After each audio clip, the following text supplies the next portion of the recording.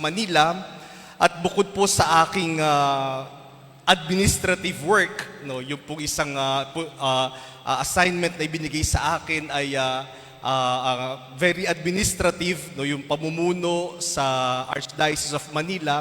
Ang akin pong mas ipinagmamalaking ministry bilang pari ay ang pagiging mission station priest ng 2 mall chapels sa Makati. Yan po talaga ay medyo kakaibang ministry na ipinagkatiwala sa akin ng Panginoon at ng aming obispo, si Cardinal Advincula. Hindi po ako naka-assign sa isang parokya. Ang pinaglilingkuran ko pong komunidad ay hindi parokya, kundi mall chapel at mall communities. At 2 pong chapel sa mall ang ipinagkatiwala sa akin. Yung una po ay ang pangalan ay Mary Mother of Hope Chapel sa Landmark, Makati. Sino na po ang nakapunta sa Landmark Makati Chapel? O may mangilan-ngilan na nakadalaw na doon. Yung pong chapel sa Landmark Makati ay 13 years old na. Ngayong taong ito, 13 years old. Binuksan po ito noong 2013. At yung pong chapel ay nasa 5th floor, top floor ng mall. Kaya bago kayo makarating sa chapel, nadaanan nyo na lahat ng floors. Ibig sabihin, bago kayo makarating sa chapel, tutuksohin muna kayong mamili sa lahat ng floors. Kaya po yung mga umaakyat doon, minsan may mga bit-bit na. Siguro nagdadasal, Lord, paano kung babayaran lahat ng to? No? At yung chapel po ay hindi naman maliit na chapel. Ang capacity po ng chapel ay 1,200. So hindi na, para rin siyang, malaki pa siya sa ibang mga parokya. Kapag linggo, meron pong 6 na misa. Kapag ordinaryong araw, 2 misa. At punong-puno kapag linggo yung chapel. No?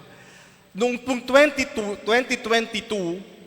nung lumipat ako sa Makati mula sa Manila Cathedral, sabi ni Cardinal Advincula, yung Landmark Makati Chapel, gawin nating mission station. Hindi lang siya chapel, kundi mission station. Ano po ba yung mission station? Karaniwan po yung mission station, ito po ay mga komunidad na medyo malalayo na sa mga parokya. Lalong-lalo na po sa mga probinsya, usong-uso itong mga mission stations. Halimbawa, yung parokya nasa sentro, pero may mga bundok, may mga malalayong lugar, yun ginagawang mission station para kahit na malayo mula sa parokya, nandun yung presensya ng simbahan at pwedeng magkaroon ng pagdiriwang ng mga sakramento. Sabi ni Cardinal Advincula, dito naman sa Maynila, wala namang bundok, wala namang malalayong lugar. Subukan nating gawin ang isang mall chapel bilang mission station. Ibig sabihin po, para kaming parokya, pero hindi lang ma-declare na parokya dahil yung simbahan ay hindi pag-aari ng simbahan. Dahil yung simbahan ay nasa loob ng mall at yung mall ay pagmamayari ng may-ari ng mall. Pero pwedeng maging parang parokya yung simbahan. Ibig sabihin po, bilang mission station sa Landmark Makati Chapel, pwede pong magbinyag. No? Kaya naman nagpapabinyag doon, sasabihin nila, Father, dito all-in-one na. O papabinyag kami sa taas, pagbaba namin, doon na yung reception, may parking pa. Pwede rin pong magkasal. Kaya ngayon, nakaka-2 kasal na huyata kami sa loob ng isang mall chapel. Ngayong Hunyo, meron pang isang kasal. No? At sabi nung may-ari ng Landmark, Father, sa unang 10 ikakasal sa ating chapel, pagkatapos ng kasal, sabihin mo pumunta sila sa appliance center. Sabi ko sa kanya, Sir, libre po. Sabi niya, no, discount only. No? Negosyante talaga. No? Sabi niya, o kaya gusto nila, punta sila sa grocery, sa supermarket. Sabi ko, libre ulit. Sabi niya, no, discount only. No? So, yan po, ganyan. Kaya imagine, no, sa isang chapel sa loob ng mall, may kasal. At technically speaking, dahil po kami isang parang parokya na rin, pwede rin pong magkaroon ng misa ng patay. Hindi ko pa lang po napag-aaralan paanong iaakyat ang kabaong sa 5th floor. Baka kailangan mo na magprosesyon sa buong mall bago makarating sa taas. No? Yan po yung isang chapel na aking pinaglilingkuran, ang Mary Mother of Hope Chapel sa Landmark Makati. Yung isa po ay sa SM Makati naman. Malapit lang po yan. No? Yung SM Makati Chapel, ang pangalan naman po ay Our Lady of the Most Holy Rosary. 3 years old yung chapel. At maganda po yung location kasi kung nag-MRT po kayo at bumababa kayo ng Ayala Station, yung Ayala Station konektado sa SM Makati, pagpasok nyo ng SM Makati mula sa Ayala Station ng MRT, nandun na kaagad yung chapel.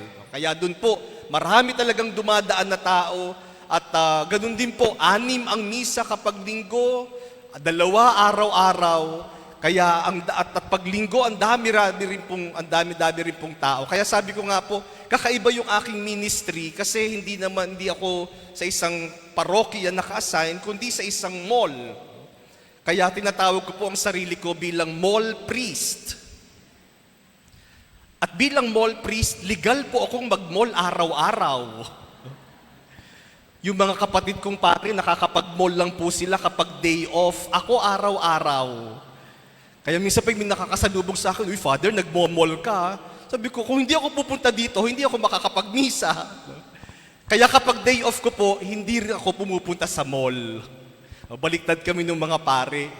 Kasi yun pong aking pinaglilingkurang komunidad. Sa gabi pong ito, nais ko pong magnilay tayo tungkol sa sulat na ibinigay ni Pope Leo tungkol sa Kwaresma. Ang Santo Papa po, taon-taon, ay nagbibigay ng sulat, message, para sa panahon ng Kwaresma. At bilang pagpapatuloy ng tradisyong ito ng mga nakaraang Santo Papa, si Pope Leo, sa kauna-unahang pagkakataon bilang ating bagong Santo Papa, ay nagbigay ng kanyang Lenten message for Lent 2026. At ang title po ng kanyang ibinigay na message ay Listening and Fasting. Lent as a time of conversion. Listening and fasting, Lent as a time of conversion. Nais ko pong simulan ng ating pagninilay sa pamamagitan ng pagpapahayag ng salita ng Diyos mula sa aklat ng Exodo. Sinabi ni Yahweh kay Moises, "Nakita kong labis na pinahihirapan ng mga Ehipsyo ang aking bayan. Alam ko ang hirap na kanilang tinitiis at narinig ko ang kanilang pagdaing. Kaya't bumaba ako upang sila'y iligtas, ilabas sa Ehipto at ihatid sa lupang mainam, malawak, mayaman, at masagana sa lahat ng bagay. Ito'y ang lupain ng mga Kananeo, Heteo, Amoreo, Pezereo, Hivita, at Hebuseo. Narinig ko nga ang pagdaing ng aking bayan at nakikita ko ang pang-aaliping ginagawa sa kanila ng mga Ehipsyo.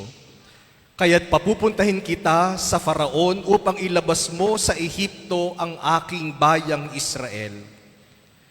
Sumagot si Moises, "Sino po ako para humarap sa Faraon at ilabas ang bayang Israel mula sa Ehipto? Huwag kang mag-alala, hindi kita pababayaan. At ito ang magiging katibayan na ako ang nagsugo sa iyo. Sa bundok ding ito, sasambahin ninyo ako kapag nailabas mo na sa Ehipto ang aking bayan," sabi ng Diyos. Sinabi ni Moises, "Pupunta ako sa mga Israelita at sasabihin sa kanilang ako'y sinugo ng Diyos ng aming ninuno. Ngunit ano po ang sasabihin ko kung itanong nila kung sino ang nagsugo sa akin?" Sinabi ng Diyos, "Ako'y si ako nga." Sabihin mo sa mga Israelita na sinugo ka ng Diyos na ang pangalan ay ako nga.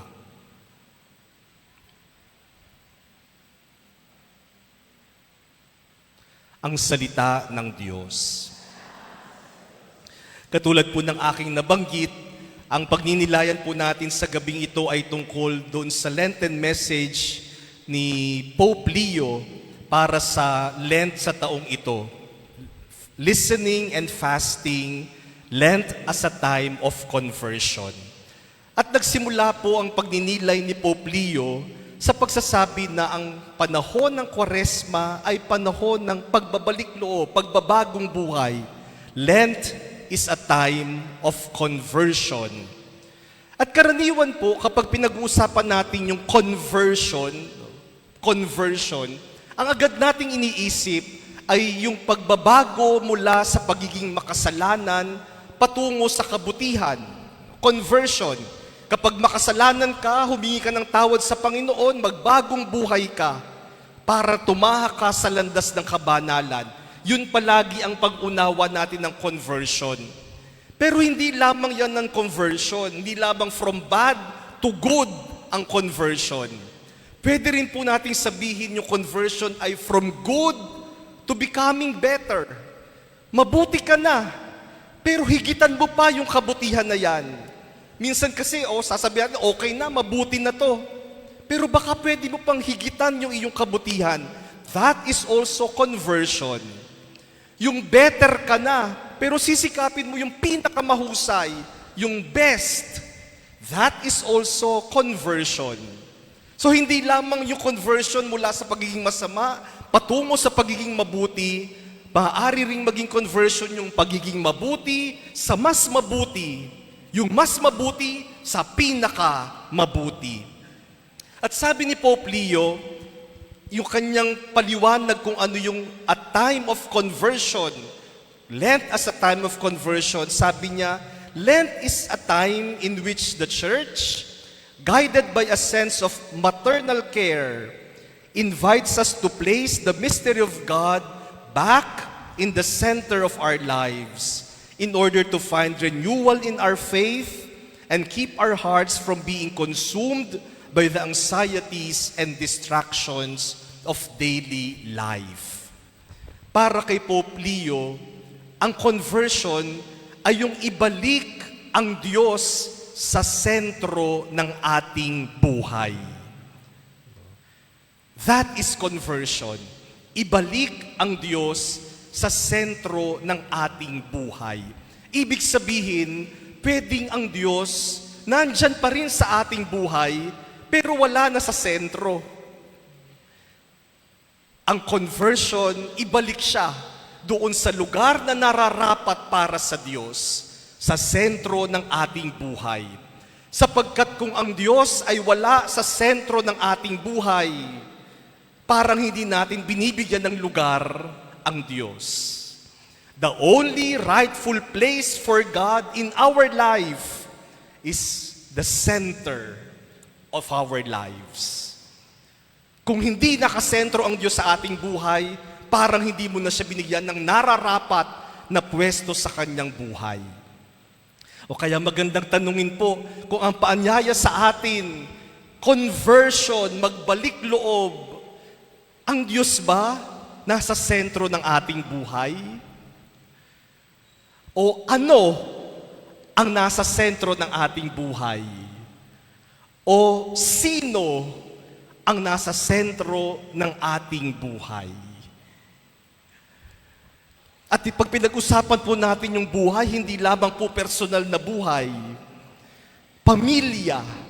Sino ang nasa sentro ng pamilya? O ano ang nasa sentro ng ating pamilya?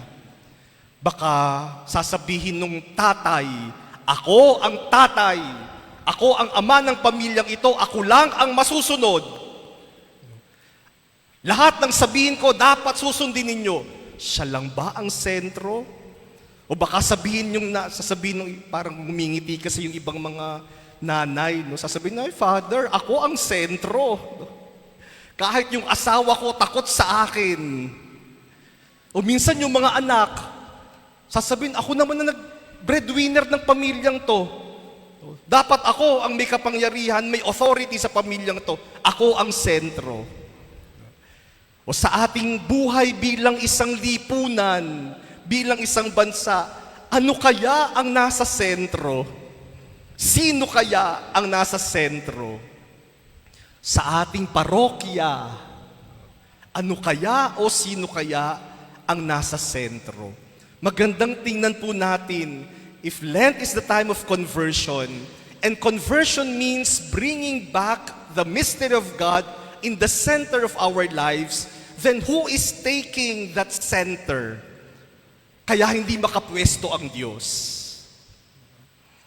Alam niyo po, pag ako'y nagkakasal, palagi kong pinapaalala sa ikinakasal na bagamat mahal na mahal nilang isa't isa, ang dapat unang mahalin, hindi yung asawa. Ang unang-unang dapat mahalin ng babae ay hindi yung kanyang asawang lalaki. Ang una niyang dapat mahalin, Diyos. Yung babae, yung lalaki, ang unang dapat niyang mahalin, Diyos. Alam niyo po, nung nasa Manila Cathedral ako, dun po, ang Manila Cathedral ay wedding church. Wedding church. Ibig sabihin po, maraming gustong magpakasal.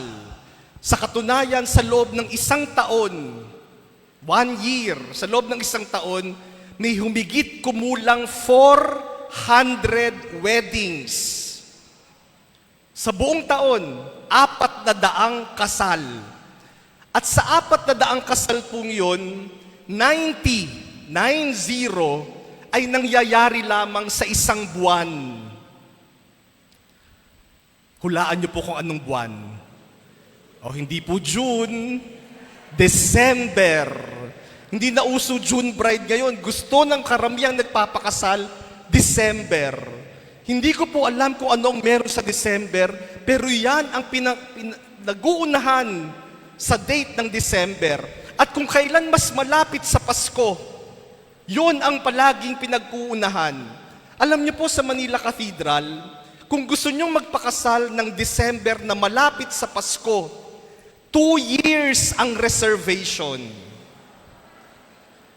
O pag isang taon lang, hindi niyo makukuha yung date na gusto niyo ng December. 2 years ang reservation para makakuha ng date sa December. Kaya sinasabi ko po, yung mga gustong magpakasal sa Manila Cathedral ng December, ngayon pa lang magpa-reserve na. Kahit wala pang girlfriend, o kahit wala pang boyfriend, i-reserve na. To follow na lang kung sino yung isasama sa kasal. No? At least sigurado ka na sa simbahan mo, di ba? O unahan po talaga yan, unahan. At kung kailan naman kaming mga pari ay pagod at puyat na puyat sa simbang gabi, doon naman po ang daming kasal. Pag dumating na ang simbang gabi, mga 7 kasal sa isang araw. Sunod-sunod na kasal yan. Kaya alam nyo, minsan talaga pag ganun, panahon ng Kapaskuhan, puyat, dahil sa simbang gabi, tapos magkakasal ka pa, minsan para na lang hindi ako antukin sa kasal, nililibang ko na lang po yung sarili ko, tinitingnan ko mabuti yung mga kinakasal. Pinagmamasdan ko sila habang kinakasal, magkatapatan kami. Tinitingnan ko silang mabuti, minsan sasabihin ko, parang lugi tong lalaking to. No? Pero alam niyo po, ang ganda nilang panoorin. No? Minsan pag pinapanood ko sila, habang kinakasal,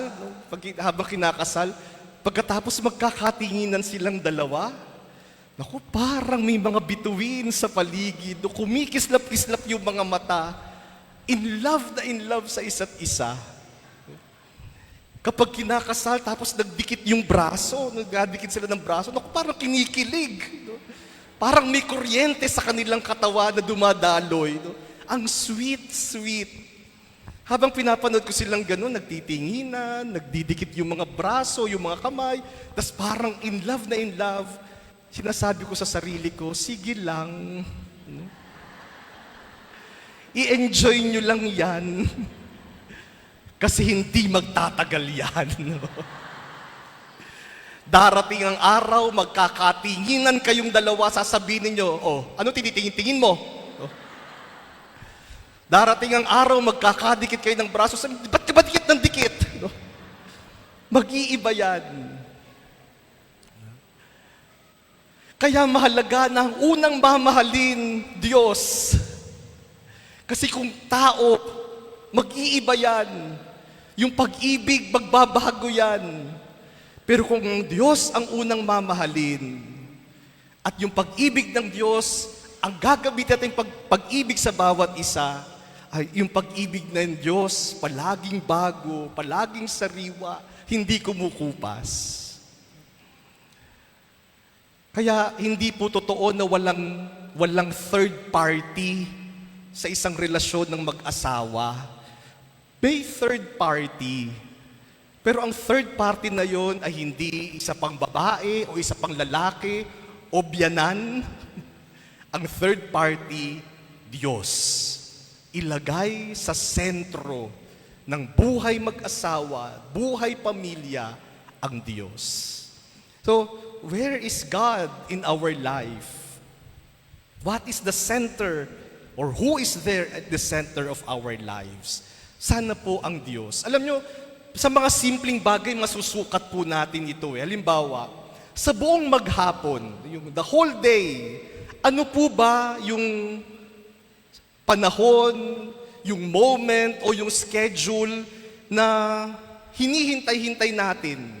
Yung bang talagang excited tayo na mangyari? Halimbawa, excited ako na makauwi. No? O excited ako na kakain na. Sa buong maghapon, ano po ba yung sandaling yun na pinakahihintay-hintay natin? Alam niyo po ako bilang pari, dahil marami po akong assignments, talagang ang pinakahinihintay kong sandali sa aking buhay ay yung kapag nakauwi na ako, sa seminaryo po kasi ako nakikituloy, wala po akong bahay sa mall, hindi po ako binibigyan ng kondo. Pag binigyan po ako, tatanggapin ko naman, no? Pero nakikitira po ako sa seminaryo, ang pinakahihintay kong sandali ay yung pagpasok ko sa kwarto, isasarado ko yung pinto, at tapos na ang araw ko. Magpapahinga na ako. I always long for that moment. Kaya mamaya pag uwi ko, pagpasok ko sa kwarto, sabi, ay, salamat sa Diyos. Tapos na naman ang isang maghapon. Pero yung ba yung sandali, yung ba yung pinakasentro ng aking buhay? Hindi ba dapat ang excited ako ay yung magdadasal ako, magmimisa ako, yun yung highlight ng aking maghapon. Hindi yung magpapahinga na ako. So what is the highlight of your day? Sa buong maghapon, ano yung sa tingin niyo pinaka-excited kayo? Baka yun ang nasa sentro ng inyong buhay. So magandang balikan po. Now that we are invited to conversion, ibalik natin ng Diyos sa ating buhay, sa sentro ng ating buhay. At sabi ni Pope Leo, may dalawang paraan siyang sinasuggest para maibalik natin ng Diyos sa sentro ng ating buhay. Una ay listening, pakikinig. Pakikinig. Sabi ni Pope Leo, yung pakikinig ay paraan para maibalik ang Diyos sa ating buhay. At mahalaga yung pakikinig dahil sabi niya, the willingness to listen is the first way we demonstrate our desire to enter into a relationship with someone. Yung pakikinig daw, ang unang paraan na naipapakita natin yung pagmamahal natin sa ating kapwa. Di ba? Pag merong isang taong handang makinig sa iyo, ay ang taong yan mahal ka. Yung handang maglaan ng oras para pakinggan, kahit na yung mga walang saysay mong sinasabi, yan, mahal ka niyan. And so if we want to show our love for others, then let us listen to one another. At ganun din daw po sa Diyos. Kung gusto nating ibalik ang Diyos sa sentro ng ating buhay, pakinggan natin siya. Kaya doon po sa aking pagbasang binasa kanina mula sa aklat ng Exodo, sabi ng Diyos kay Moises, narinig ko ang daing ng aking bayan. Ang Diyos nakikinig sa atin. Ang Diyos nakikinig sa atin. Lahat ng ating panalangin naririnig ng Diyos. Hindi man lahat pinagkakaloob niya, pero lahat naririnig niya. Ang Diyos nakikinig sa atin. At kahit na yung mga bagay na hindi naman natin sinasabi sa isang formal na pananalangin, lahat ng nangyayari sa ating buhay, naririnig ng Diyos. Alam ng Diyos. Dahil yun ang paraan ng Diyos na iparamdam sa atin ang kanyang pagmamahal. Listening. God listens to us. Maraming tao ayaw makinig sa atin. Minsan kahit na nga yung mag-asawa, ayaw pakinggan yung isa't isa. Sasabihin ng lalaki, itong asawa ko, salita lang ng salita.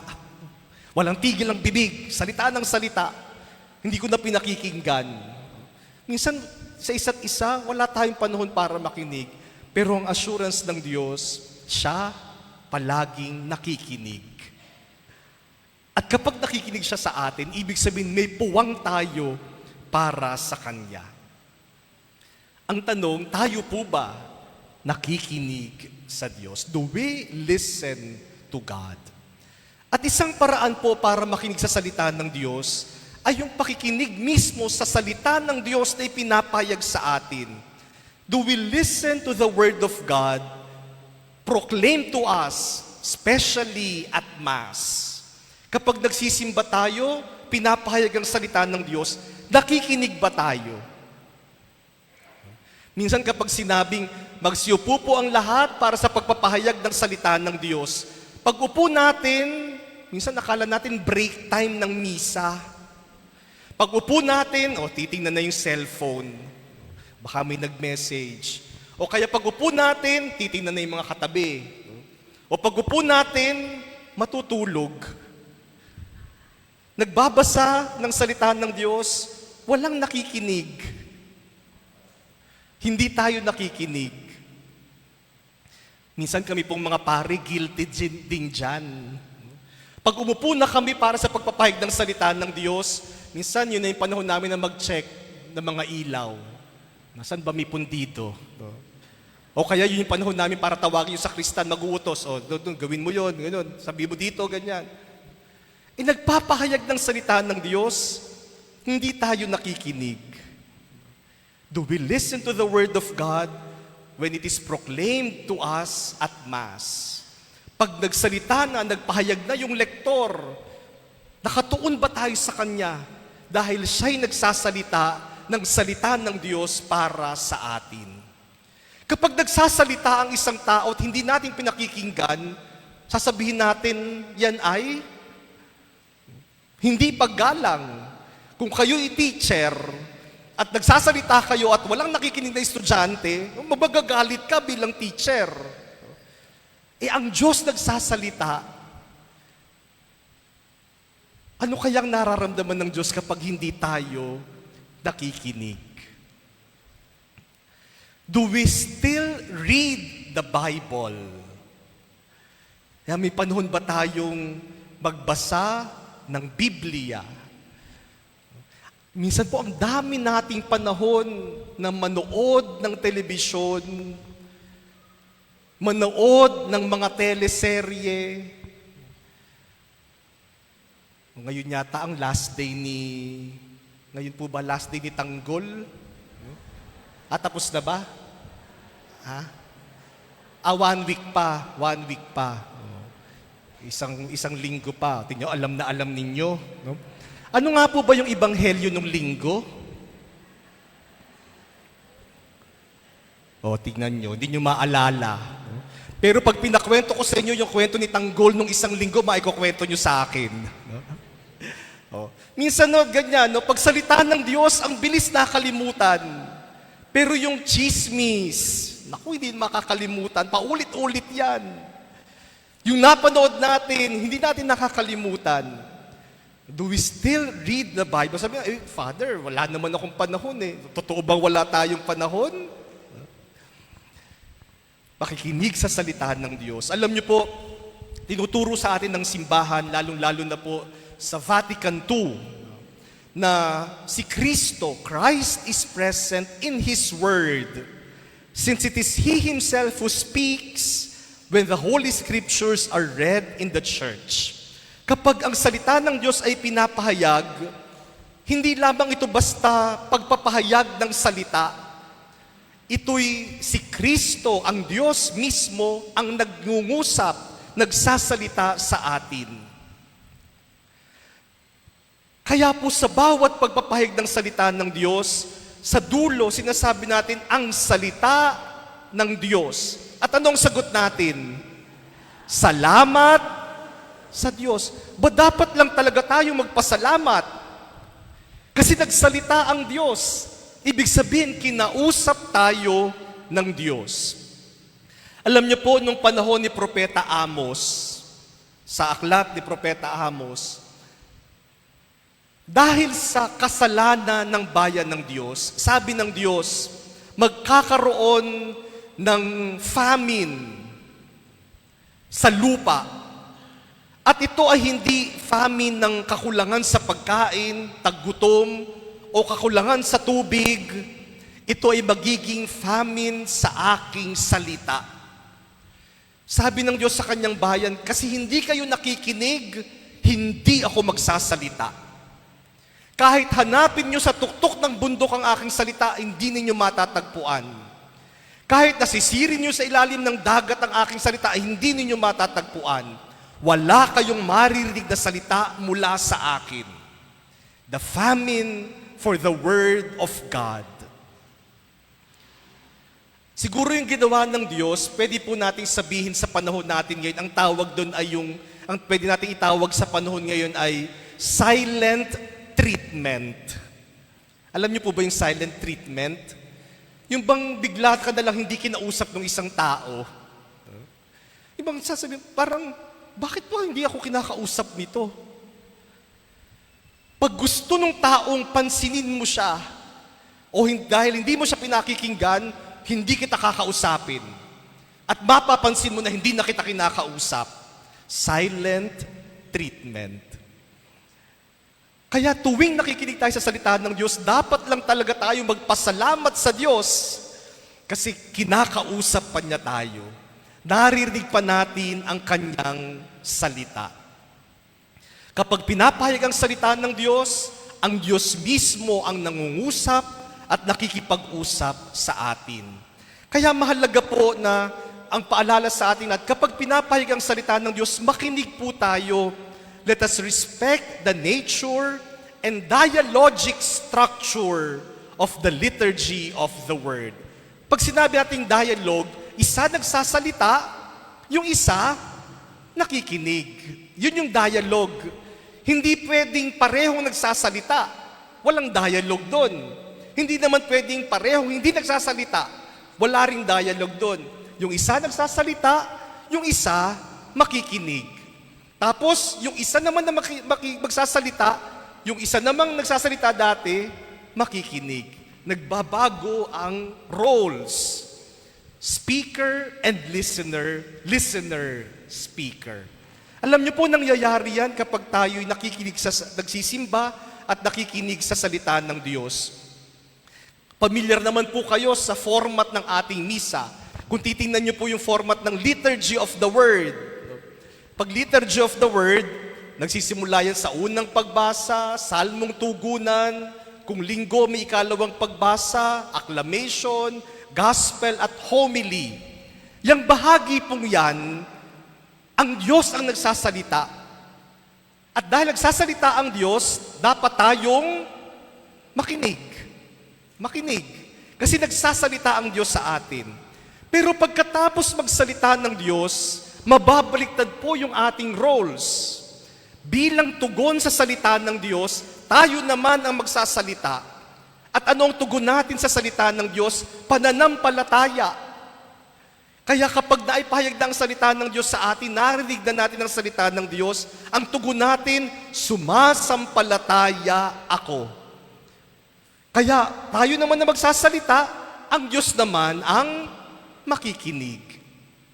Pagkatapos nating marinig ang salita ng Diyos, ipagkakatiwala naman natin sa Diyos ang ating mga pangangailangan, panalangin ng bayan. Tayo ang nagpapahayag ng ating mga pangangailangan sa Diyos, tayo ang nagsasalita, ang Diyos nakikinig. Tingnan niyo po, una nagsasalita ang Diyos, nakikinig tayo. At dahil nakinig tayo mabuti, pwede tayong tumugon sa Kanyang salita. At kapag tayo na tumugon, ang Diyos naman ang makikinig sa atin. Kaya po, isang praktikal na pakiusap, kapag tayo nagsisimba at nagsimula ng ipahayag ang salita ng Diyos, makinig po tayo dun sa nagpapahayag ng salita ng Diyos, lektor, diakono, pare. Pakinggan po natin. Kasi ang Diyos ang nangungusap sa atin. Ginagamit niya yung bibig at tinig ng mga tao para marinig natin ang kanyang salita. Minsan po kasi kapag nagmimisa ako, minsan napapansin ko yung mga tao may kanya-kanya ng kopya ng mga pagbasa. May misalit, may misal. Ngayon sa cellphone, pwedeng-pwede na po yan. No? Habang nagbabasa yung lektor, sige rin ang basa. O kaya may ibang mga simbahan, fina-flash yung mga pagbasa. Kaya nababasa sa mga monitor yung text ng salita ng Diyos. So, sinasabayan nung pagpapahayag ang pagbabasa. Pag nagkamali yung nagbabasa, tinitingnan pa ng masama. Kasi alam niya, nakita niya na mali yung nabasa. Kung ganun din lang naman po pala, may kanya-kanya rin naman tayong kopya, di sana sasabihin na lang ng lektor, pagbasa mula sa aklat ng Exodo, simulan po natin ang kanya-kanyang pagbasa. O pagkatapos, sasabihin na lang niya, tapos na po lahat, ang salita ng Diyos. Pero hindi po ganun sa liturhiya. Sa liturhiya, makinig sa pagpapahayag. May nagsasalita, lahat nakikinig. Pero alam ko po, sasabihin ng ilan sa inyo, Father, hindi ko maintindihan yung lektor. O kaya nagbabasa na lang ako ng sarili kong kopya. Ang problema, hindi po yung liturgy. Ang problema, ang dapat solusyonan, yung pagbabasa ng lektor, ng diakono, at ng pari. Sino po ang mga lektor na naririto? Nasa harapan pa kayo, no? O ito'y malaking hamon sa mga nagpapahayag ng salita ng Diyos. Ipahayag ang salita ng Diyos ng malinaw at nauunawaan. Kaya ang sinasabi po natin, to those who are proclaiming the Word of God, lectors and even to us priests, give justice to the Word of God by proclaiming well. Give justice to the Word of God by proclaiming well. Ibig sabihin po, isang kawalan ng katarungan sa Diyos kapag ipinapahayag sa Kanyang salita nang hindi naiintindihan. Kasi halimbawa po, ganito yon, sabi ng Diyos, ang Diyos gusto niyang magsalita sa Kanyang bayan. Pero makapagsasalita lang siya sa pamamagitan ng isang tao na gagamitin niya ang bibig at tinig. Pero kung yung taong yun hindi maayos ang pagpapahayag at hindi naintindihan ng mga tao yung salita ng Diyos, di injustice yun sa Diyos. Hindi natin natupad yung ating tungkulin na ipinagkakatiwala ng Diyos. Kaya sa mga nagpapahayag po ng salita ng Diyos, ang palaging paalala, practice, practice, practice.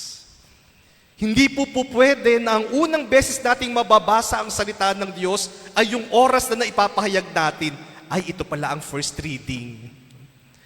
Sa pagpapractice po, kasi yung pagpapahayag po ng salita ng Diyos, hindi lang po ito pagbabasa. Magkaiba yung pagbabasa sa pagpapahayag. Yung pagbabasa, binasa mo lang. Yung pagpapahayag, you are communicating. Ibig sabihin, ipinapasa mo yung mensahe. Sa pagpapahayag, ang mahalaga, nauunawaan ka ng nakikinig. At para ka maunawaan ng nakikinig, dapat ikaw ang unang-unang makaunawa. Kung may mga guro po dito, may mga teacher, ako po, nagtuturo din ako. Ang isang teacher, makapagtuturo lang siya ng mabuti kung unang-una niyang naiintindihan yung lesson. Kung hindi niya naiintindihan yung lesson, hindi niya kayang ituro. Ganon din po yung pagpapahayag ng salita ng Diyos. Kung nauunawaan mo yung salita ng Diyos, maipapasa mo rin yan. Kaya minsan po bago ako magmisa, nilalapitan ko yung mga lektor. Tinatanong ko, Sister, tungkol nga saan ang first reading? Kapag sinagot ako na, ay Father, ano nga ba yun? Sasabihin ko, patay na. So hamon po sa mga nagpapahayag ng salita ng Diyos, proclaim well. That is doing justice to God. Pero meron pa po akong isang pakiusap. Nandito ba si na Father? No? Dito, mukhang okay naman po dito. Minsan, maganda naman yung pagpapahayag. Kahit yung pari, maayos ang homily. Pero kapag hindi maayos ang sound system, hindi rin nauunawaan. Kaya pakiusap, palagi ko po pinapakiusap sa mga pari, invest on a good sound system. Bago pa magkaroon ng ibang mga proyekto sa parokya, ayusin muna ang sound system. Kasi sayang na sayang ang pagpapahayag ng salita ng Diyos, sayang na sayang ang pinaghandaang homily ng pari kapag hindi naman naintindihan. At alam niyo po, sabi ko sa mga pari, alam niyo yung magandang sound system, yung good sound system translates to a good collection. Pag maganda ang sound system, maganda rin ang kolekta. Mukhang maganda ang kolekta dito. Kasi minsan, halimbawa po, hindi maganda yung sound system, sasabihin ng pare, o magkakaroon po tayo ng second collection para po sa pagpapagawa ng bubong ng ating simbahan dahil tumutulo na po. Dahil hindi maganda yung sound system, sasabihin ng mga tao, ano daw? No? Pag nangongolekta na, sasabihin, ba't may kolekta? No, hindi naintindihan. Pero kung malinaw ang sound system, di pag nangolekta, para daw sa bubong magbigay tayo. No? Kaya pag maganda ang sound system, maganda rin ang kolekta. So, hamon lang po yan sa aming mga pari. Listening to the Word of God. Listening to God. But listening to God also invites us to listen to one another. Listen to one another. Kung ang Diyos nakikinig sa atin at nakikinig tayo sa Diyos, matuto rin po tayong pakinggan ang bawat isa. Alam niyo po ang aming arsobispo sa Maynila, si Cardinal Advincula, ang kanya pong episcopal motto, ang bawat obispo mo, mayroon silang motto. Ang kanyang episcopal motto ay audiam. Latin po yun, audiam. Ang ibig sabihin po ng audiam ay, I will listen. Audire. Makikinig ako. I will listen. At sabi ni Cardinal Advincula, noong siya'y dumating sa Maynila noong 2021, sabi niya sa amin, I can only serve you well if I become a listening shepherd. May connection pala yung pakikinig at paglilingkod. At sabi ni Cardinal Advincula, kung gusto kong paglingkuran kayo, makikinig muna ako. Ang unang hakbang sa paglilingkod ay pakikinig. Dahil hindi ako makapaglilingkod ng mahusay kung hindi muna ako makikinig. And it makes a lot of sense. Minsan po, akala natin, alam natin yung kailangan ng ating kapwa. We presume what other people need. Halimbawa, politiko. Sasabihin ng politiko, pag ako nanalo, ipapasemento ko ang lahat ng kalsada dito, lahat ng bakanting lupa, sesementohin. Paano na yung mga sakahan? No? Minsan akala natin, alam natin yung kailangan ng iba. Minsan kami mga pari, kapag nag-reshuffle ng assignments, pagdating namin sa bago naming assignment, dala-dala na namin yung mga programa. Ito kasi yung ginawa ko sa dati kong parokya. Effective doon. Kaya ito rin yung gagawin ko dito sa bago kong parokya. Pero baka hindi iyon ang kailangan ng parokya. Kaya ang unang-unang dapat gawin, makinig. Makinig. Para alam mo yung kailangan. At kung yun ang kailangan, yun ang ibigay. Yun ang paglilingkod.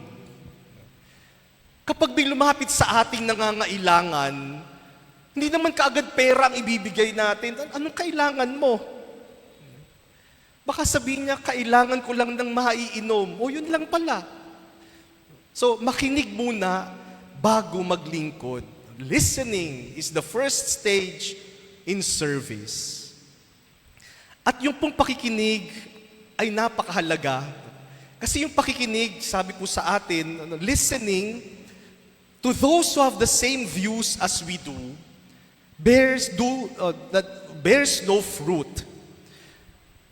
Kapag daw ang pinakikinggan lang natin ay yung pareho natin ng pananaw, walang pakikinig dyan. Dialogue involves coming together across diverse opinions. Indeed, God often speaks through the voices of those we can easily exclude, cast aside, or discount. We must make a special effort to listen to those we may be tempted to see as unimportant and those who force us to consider new points of view that may change our way of thinking. Ang tunay daw na pakikinig ay yung pakikinig sa lahat. Hindi lang doon sa gusto nating pakinggan. Aminin po natin, may mga taong gustong-gusto tayong pakinggan. Pero may mga tao rin na ayaw nating marinig. Alam po namin yung mga pari. Pag kami nagmimisa, alam namin may mga taong gusto kaming pakinggan. Di ba pag lumabas na yung pari, ay si Father, nako, gising na gising yan. No? Attentive yan sa misa. Pag nag-homily si Father, tatango-tango pa yan. Tama talaga, ang galing talaga. No? Pero may mga pari na kapag sila na yung lumabas para magmisa, pakita pa lang natin sila, inaantok na tayo. Ay, si Father, magmimisa. No? Ayaw na nating makinig. So pinipili natin yung pinakikinggan natin.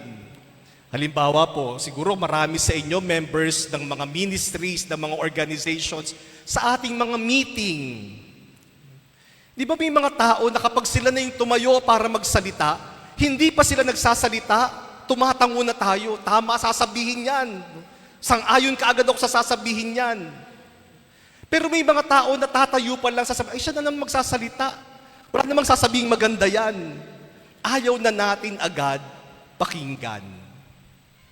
Kaya maganda pong tanungin sino ba yung pinakikinggan natin? Sino ba yung ayaw nating pakinggan? Sino ba yung palaging nagsasalita? At sino yung hindi nakapagsasalita? At paalala rin po sa atin, sa pakikinig, pakinggan ang lahat kahit na yung mga bata, mga kabataan. Sa Rule of Saint Benedict po, yung gumagabay sa buhay ng mga monghe, ng mga Benedictine monks, sabi sa kanilang rule, every time some important issue has to be dealt with in the monastery, the abbot is to summon the whole community and personally explain the matter in question. Kapag meron daw issue, may problema ang komunidad, yung abot, yung pinakapinuno ng komunidad, ipapatawag niya ang buong community, lahat ng monghe, para ipaliwanag yung kanilang issue o yung kanilang problema. But we said to consult the whole community because often it is to the youngest that the Lord reveals the best solution. Minsan daw, doon sa pinakabata, pinapahayag ng Diyos ang solusyon. Sa atin po bang mga pamilya, pinakikinggan natin ang mga bata, ang ating mga anak? Pwede po ba silang magsalita at magpahayag ng kanilang opinyon? Sa ating kultura bilang mga Pilipino, medyo mahirap po yan. Kasi sasabihin natin, ang usapang ng matanda, hindi dapat sumali ang mga bata. Ay, mga bata, hindi nagsasalita. Kapag tatanungin natin yung mga bata, pag nagsalita sila, sasabihin natin, o tingnan mo to, kabata-bata pa, nagsasalita na. Tinanong mo eh. So nakikinig po ba tayo? Sa ating parokya, sa ating mga ministries and organizations, yun lang bang matatanda ang namumuno at palaging nagsasalita sa mga meetings? Pwede bang magsalita yung mga bagong members? May boses ba ang mga kabataan? Sino ang palaging nagdidesisyon? Meron bang boses ang mga bata, kabataan, ang mga hindi napapakinggan? Nabanggit po kanina na ako po ay lumaki sa Angono, malapit lang dito. At nagsimula po ako ng paglilingkod sa parokya namin sa San Clemente. Nagsimula po ako ng grade 3 nung ako'y mag-first communion. Sumali ako sa altar servers ministry. Doon po ako nagsimula ng paglilingkod sa parokya. At nung ako'y simula grade 3, nung ako'y first year high school, sabi sa amin nung parish priest ko, kinausap ko nung parish priest ko at sabi niya sa akin, "O Reggie, matagal-tagal ka na rin namang altar server at isa ka na sa mga senior na altar server, ia-appoint kita na coordinator ng mga altar servers." So ako na yung head ng aming ministry ng altar servers. At as coordinator, automatically, I became a member of the Parish Pastoral Council. Yung pong Parish Pastoral Council ay yung mga konseho ng mga pinuno ng parokya. Karamihan naman po sa miyembro noon, kakilala ko. Kasi lumaki na nga ako sa simbahan, yung mga member ng PPC, mga ate, kuya, nanay, tatay ko sa parokya. Pero nung dumadalo na ako sa PPC, ako yung pinakabatang member, nung dumadalo na ako, nagulat po talaga ako. Sabi ko, ganito palang mag-meeting ang PPC. Pag nagmi-meeting sila, para silang mga tigre, mga leon na gustong magkagatan. Ganun po bang mag-meeting ang PPC dito? Talagang pag may issue, talagang pataasan ng boses, minsan talagang nakakatakot. At kapag ganun na, very heated na yung discussions, parang yung emosyon ay very, very charged na, talagang mainit na ang ulo ng mga tao, tatayo yung parish priest ko sa meeting. Hahampasin yung lamesa, sabihin niya, "Sandali!" Tatahimik yung lahat. At sasabihin niya, "Halika Reggie, anong masasabi mo sa pinag-uusapan namin?" At pagsasalitain niya ako sa harap, first year high school. Ako naman, salita. Kung ano lang maisip ko, sasabihin ko. Palagay ko wala namang saysay yung mga pinagsasabi ko nung bata ako. At palagay ko ginagawa yun ng parish priest ko para lang mapatahimik yung mga nasa meeting. Pero the mere fact that I was given the chance to speak and the mere fact that they listened to me meant a lot. Ako yung pinakabata, pero pwede ako magsalita at pinakikinggan ako. Listen to everyone. Kahit na iba yung opinion iba yung opinion sa iyo, kahit na iba yung paniniwala sa iyo, pakinggan mo kasi baka merong sinasabi ang Diyos sa iyo diyan. And so, listening is one form of bringing back God into the center of our lives. God who speaks to us through His Word, God who speaks to us through one another. Kaya pwede po nating tanungin ng ating sarili, do I still listen to God? Nakikinig pa ba ako sa Diyos? Sino bang aking palaging pinakikinggan? Who do I always listen to? Whom do I refuse to listen to? Sino yung ayokong pakinggan? Do I always want to be heard? Gusto ko ba ako lang ang pakikinggan? Do I give others a chance to speak? Hinahaya ko bang magsalita ang iba para ako naman makinig? Listening. Yung pangalawa pong paraan na sinabi ni Pope Leo na pwede nating makakatulong sa atin para ibalik ang Diyos sa sentro ng ating buhay ay sa pamamagitan ng fasting. Pag-aayuno, fasting. At ito'y hindi lamang sa pagkain, alam nating lahat. Sabi ni Pope Leo, if Lent is a time for listening, fasting is a concrete way to prepare ourselves to receive God's Word. Para tayo makapakinig, kailangan may fasting. Maging bukas. Sa pamamagitan ng fasting, binubukas natin ang ating sarili para mapakinggan natin ang salita ng Diyos. Fasting, therefore, is making space for God. Yun yung pinakapuso ng pag-aayuno. Hindi lamang para gutumin tayo, hindi lamang para magsakripisyo. Yung fasting, ang pinakapuso niyan, bibigyan mo ng puwang ang Diyos sa iyong buhay. You make space for God. Kasi baka punong-puno ka na, wala nang malugaran ng Diyos. Yung pag-aayuno, may tinatanggal tayo sa ating buhay para bigyan natin ng puwang ang Diyos. Make space for God in your life. Baka ang dami mo nang iniisip, ang dami mong alalahanin, o tanggalin mo yan para magkaroon ng puwang ang Diyos.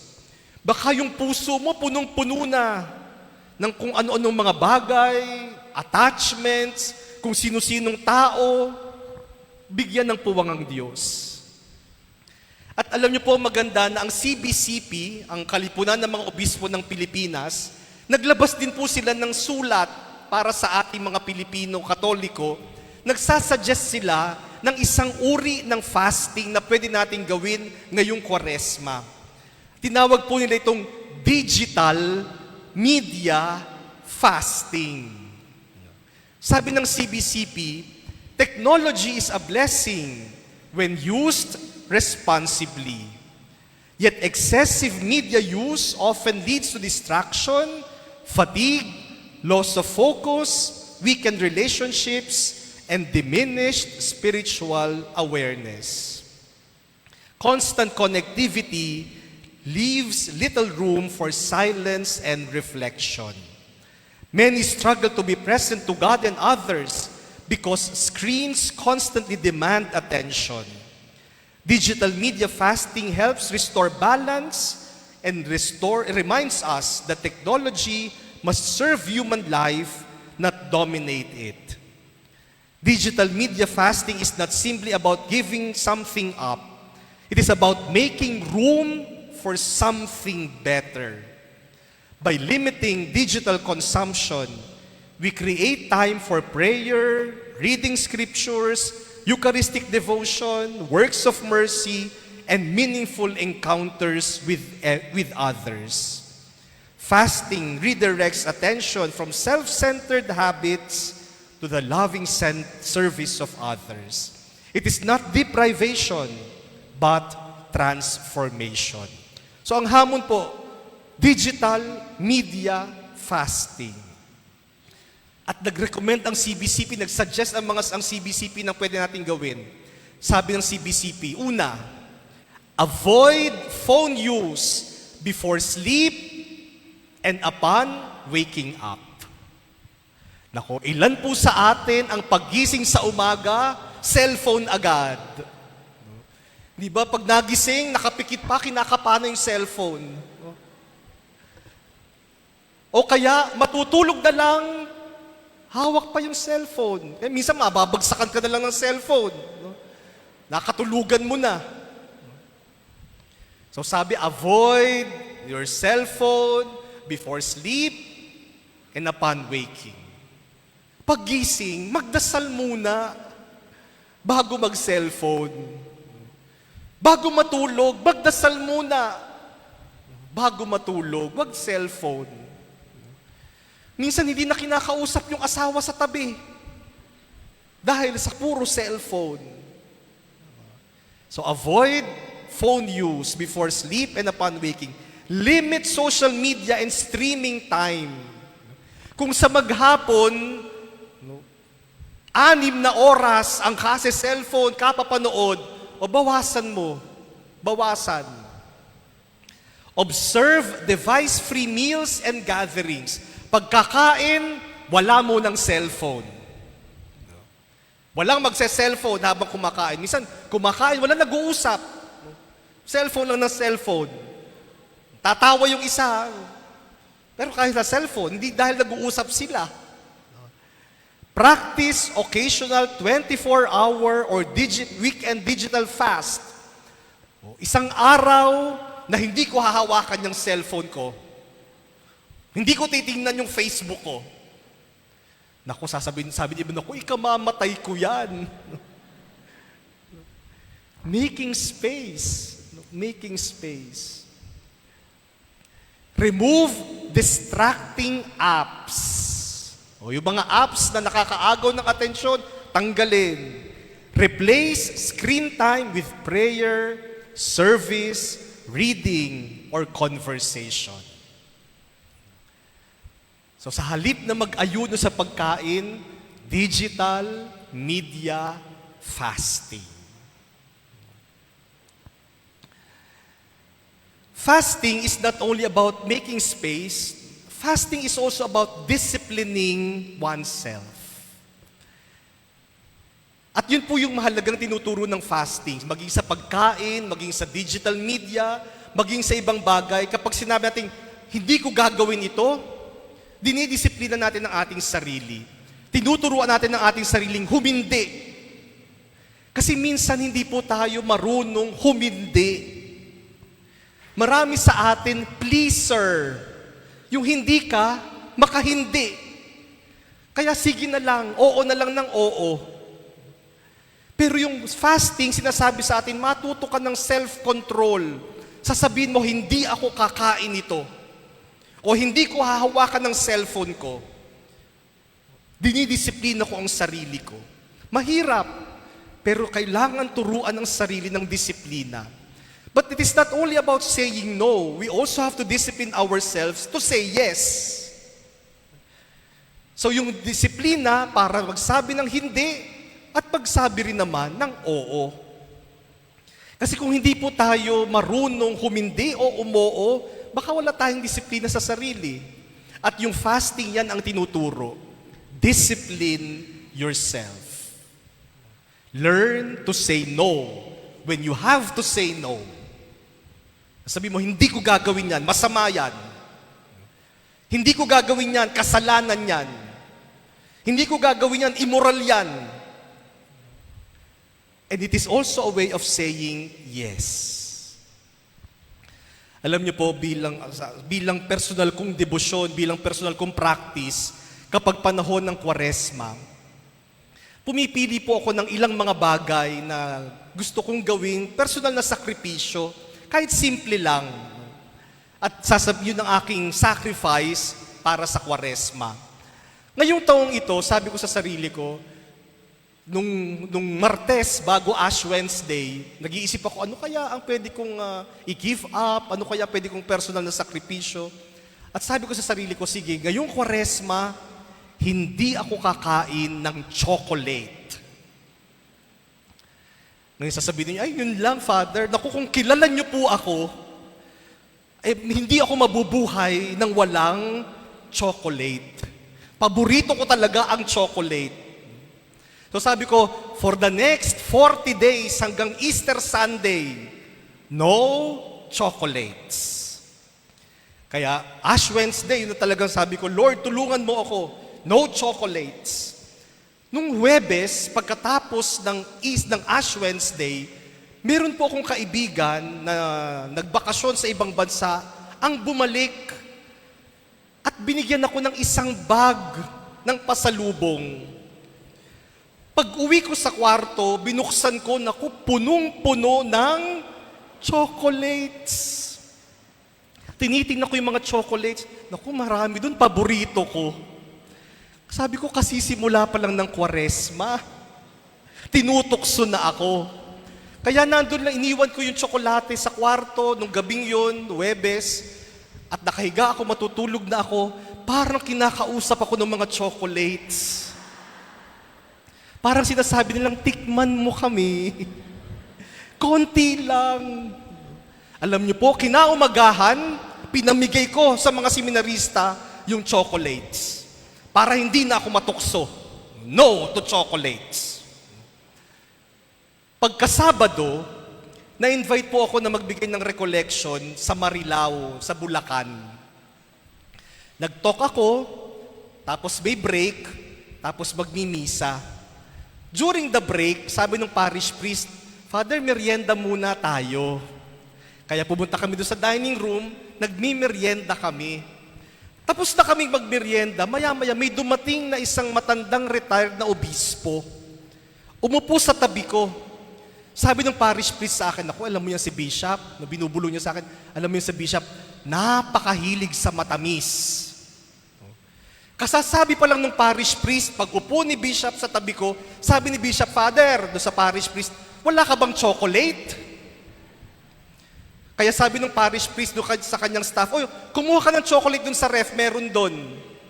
Kaya yung staff pumunta sa ref, maya-maya bumabalik, may isang bar ng chocolate, inabot kay Bishop. Ang ginawa ni Bishop, binuksan niya yung chocolate. Hinati niya yung chocolate at inabot sa akin yung kalahati. Hawak-hawak ko yung chocolate. Sabi ni Bishop, sa'yo yan, hating kapatid Hawak ko yung chocolate. Si Bishop, sinubo yung chocolate at ngumuya-nguya. Sabi niya, ang sarap nitong chocolate na to Sabi niya, sige Reggie, kainin mo na. Sabi ko, sige po Bishop. Iniisip ko na kapag natapos na kami, aalis na kami, iiwanan ko na yung chocolate doon, hindi ko kakainin. Kaya hawak ko lang siya. Si Bishop tuloy sa kain. Naubos na ni Bishop yung chocolate. Nung maubos na, sabi niya, hindi mo pa kinakain yung sayo. Sabi ko, Bishop, gusto mo pa? Hindi, sayo yan. Sabi niya, kainin mo na. Sabi ko, hindi po, Bishop. Hindi, kainin mo. Sabi ko, hindi po, Bishop. Sabi niya, gusto mo ba isubo ko pa sa'yo? At dahil masunurin ako sa obispo, kinain ko ang chocolate. Sabi ko, tutuksohin din lang naman ako. Yung obispo pa ang nanukso sa akin. Hindi ako nakahindi. So fasting is disciplining oneself. You say no, and you also learn to say yes. Alam niyo, 2 Pasko na ang nakakaraan, December 2024, no? December 2024.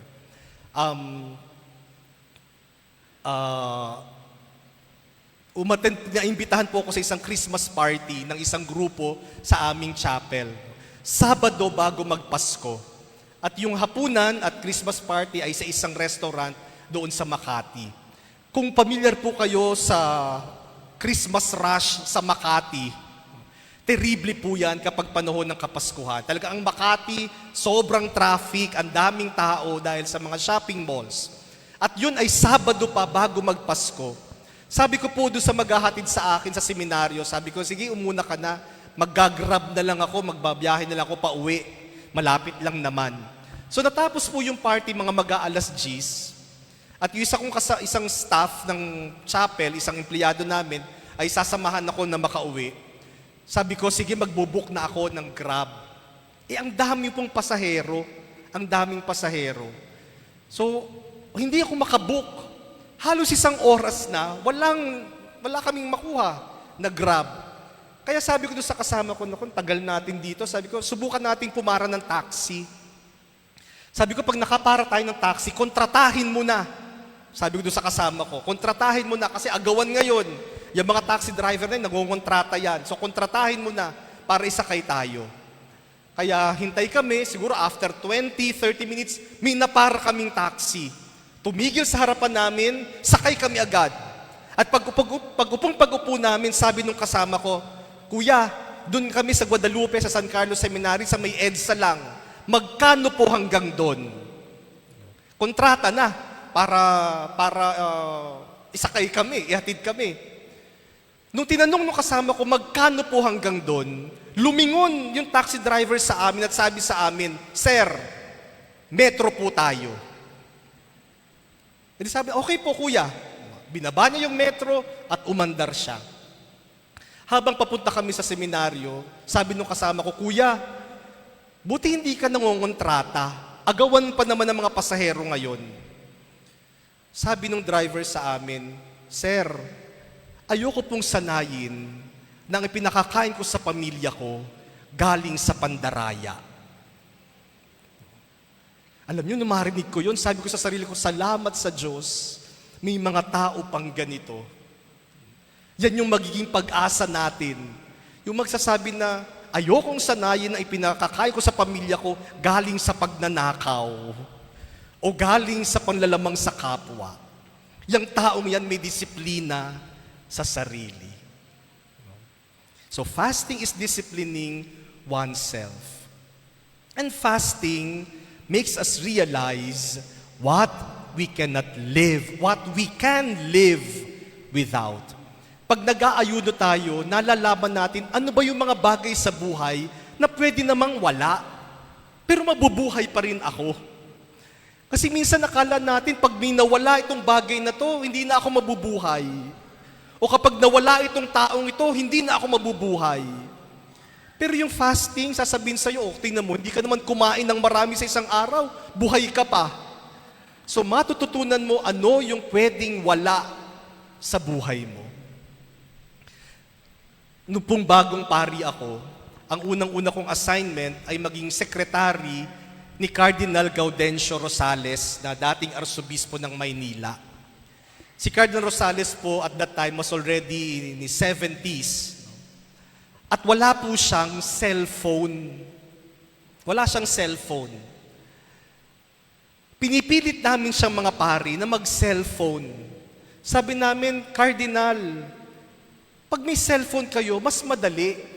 Kung gusto nyo kaming tawagan, kung gusto nyo kaming kausapin, may sasabihin kayo, mabilis nyo kaming matatawagan. Kung gusto namin kayong matawagan, mabilis namin kayo makakausap pag may cellphone kayo. Sabi niya, hindi, ayokong mag-cellphone. Kung gusto kayong kausapin, papatawag ko kayo, mag-usap tayo ng magkaharap. Kung gusto nyo akong kausapin, pumunta kayo sa akin, mag-usap tayo ng magkaharap. Pero pinilit pa rin namin, may mga pare, niriregaluhan pa siya ng cellphone. Pag niregaluhan siya ng cellphone, ipamimigay niya yung cellphone, ayaw niya mag-cellphone. Hanggang sa minsan sabi namin, Cardinal, sige na, mag-cellphone ka na, mas magiging simple ang buhay nating lahat. At sabi niya sa amin, pwede ba? Huwag niyo nga akong pilitin, dahil ayokong masanay sa isang bagay na pwede namang wala sa buhay ko. Ayokong masanay sa isang bagay na pwede namang wala sa buhay ko. That is fasting. Alamin natin, ano ba yung mga bagay na pwede naman palang wala? Baka akala lang natin, kailangan natin, pero pwede naman palang wala sa ating buhay. At sabi ni Pope Leo, meron siyang isang suggestion sa fasting. Sabi niya, I would like to invite you to a very practical and frequently unappreciated form of abstinence. That of refraining from words that offend and hurt our neighbor.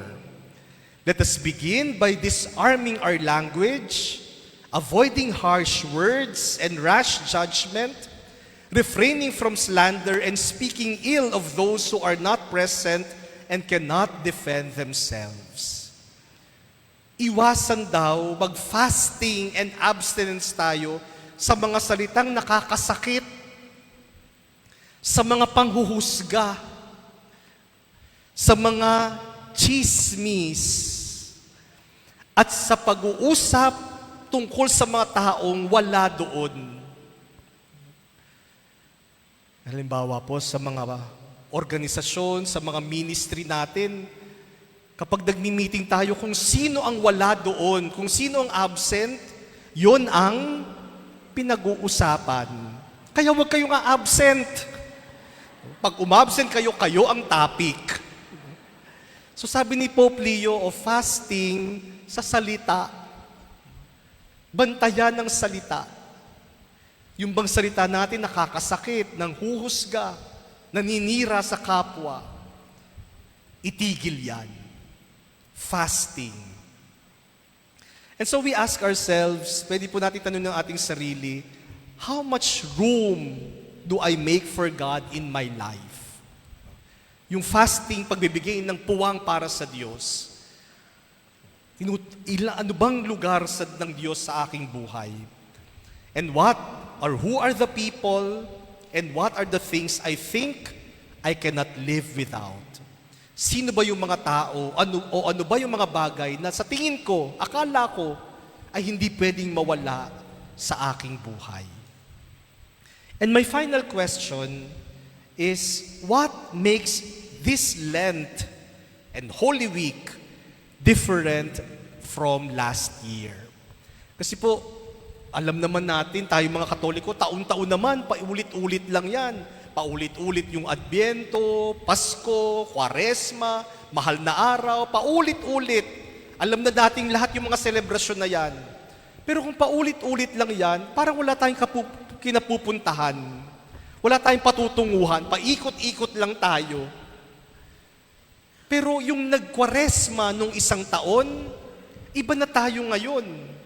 Pagkatapos ng isang taon, iba na yung ating karanasan, iba na yung ating buhay, iba na tayo ngayon. At ito yung dadalhin natin sa kwaresmang ito yung dadalhin natin sa mga mahal na araw. Kaya magandang tanungin din po, ano ba yung maiiba sa kwaresma ko ngayon? Yung kahit na ilang taon na ako nagkakwaresma, iba pa rin ngayon. Kasi ibang tao ako ngayon. Ibang karanasan ang dinadala ko ngayon. Hindi na ako yung katulad ng isang taon. May mga bagay na nagbago sa akin, nagbago sa kapaligiran ko, nagbago sa pamilya ko. Ito yung dinadala ko sa kwaresma natin ngayon. So maganda pong pagnilayan dahil kung hindi, wala, paikot-ikot lang tayo. Paikot-ikot lang tayo sa mga pagdiriwang ng simbahan. Sabi sa atin, yung paikot-ikot na mga pagdiriwang na yon, sana hindi lamang paikot-ikot, kundi parang spiral. Umiikot, pero bawat ikot tumataas, ng tumataas, hanggang marating natin si Jesus. Hanggang makatulad tayo ni Jesus. So yung kwaresma sana ngayon at yung mga mahal na araw ngayon, higitan natin yung isang taon hanggang marating natin yung ating hantungang lahat, ang ating Panginoong Jesus. O hanggang dito na lang po, no? At baka hindi na kayo makinig, at baka sabihin nyo si Father, pinag-fasting kami ng buong gabi. No? So sana po ay magkaroon tayo ng makahulugan na pagdiriwang ng Kwaresma, ng mga mahal na araw, at ng Pasko ng muling pagkabuhay ng ating Panginoon. Maraming salamat po sa inyong pakikinig.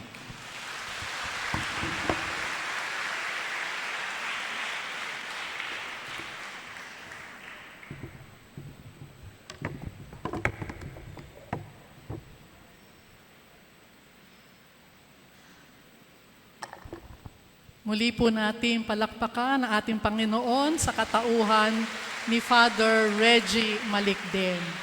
Ayan, napakagandang mensahe po sa bawat isa sa atin sa Lent season na ito, na ang una ay tayo ay makinig, hindi lamang ang Diyos ang makikinig sa atin, kundi maglaan tayo ng oras sa pakikinig sa salita ng Diyos. Amen. Especially, na-mention niya sa ating pong mga lectors, commentators, and psalmists, sa ating pagpapahayag ng salita ng Diyos, let us proclaim it well. Amen. At yung pangalawang minention po ni Father ay tungkol po sa fasting, hindi lamang po sa pagkain, kundi kailangan natin mag-unload, mag-fast para to give space to our Lord. Amen? So muli po, maraming salamat po, Father Reggie.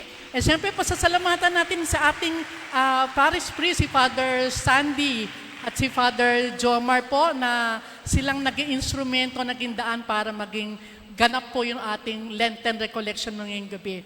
Na-mention kanina ni Father Reggie yung tungkol sa sound system.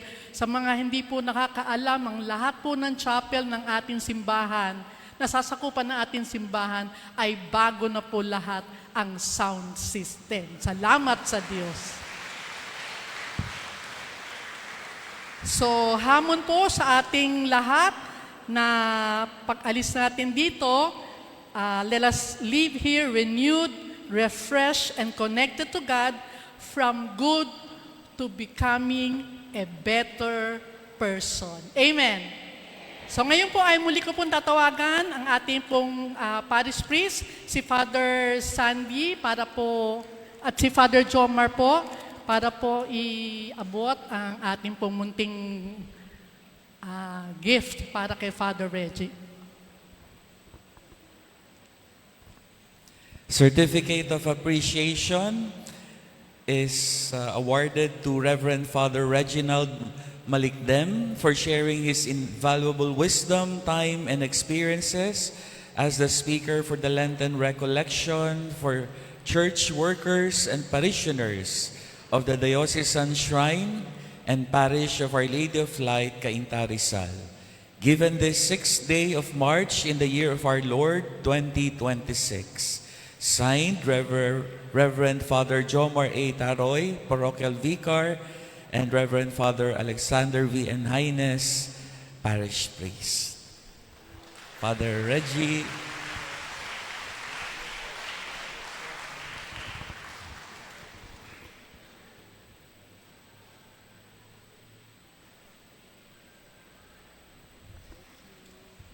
At ngayon po ay aanyayahan po natin si Father Reggie, kasama po si Father Sandy at si Father Jomar para ibigay po sa atin ang final blessing. Magsitayo po tayong lahat.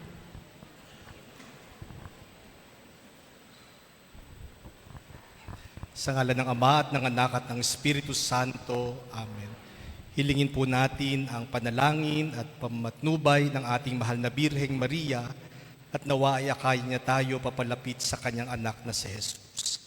Aba, Ginoong Maria, napupuno ka ng grasya, ang Panginoong Diyos ay sumasa iyo. Bukod kang pinagpala sa babaing lahat, at pinagpala naman ng iyong anak na si Jesus.